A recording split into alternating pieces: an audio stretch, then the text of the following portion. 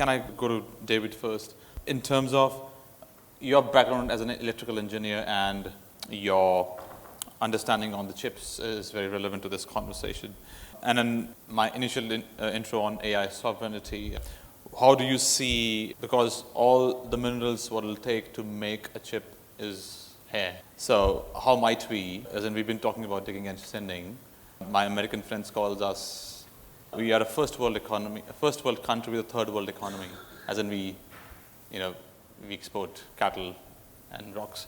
So how might we use that opportunity and as a fourth industrial revolution to start taking that lead? Well, it'd be great if we had a chip plant here, wouldn't it? But I guess if you think of what the cost of a chip plant is these days, you're talking about $20 billion for one chip plant.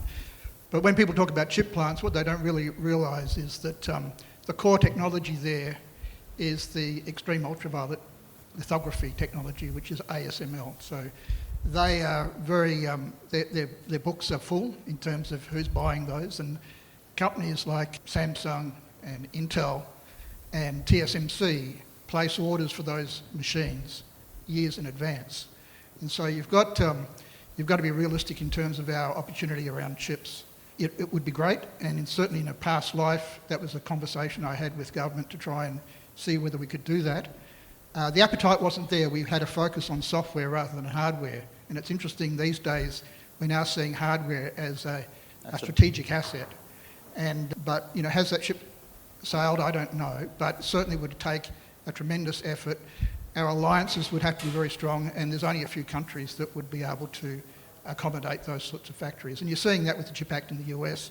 It's been a huge effort for the US just to bring back manufacturing of chips back to the US. I think it's something like 70 or 80% of that is in South Korea and Taiwan. The US is very focused on that. There's a little bit of in Israel, and there's some in Ireland as well. But in terms of what we need, I think we need sovereignty in terms of our compute. And rather than just thinking about chips, we should be thinking about compute as a sovereign asset.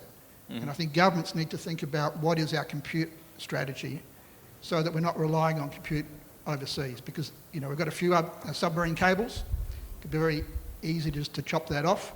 If our alliances aren't strong and we have a fallout with key partners, our compute is going to be a real issue for our sovereignty, and I think we need to think strong and hard about that.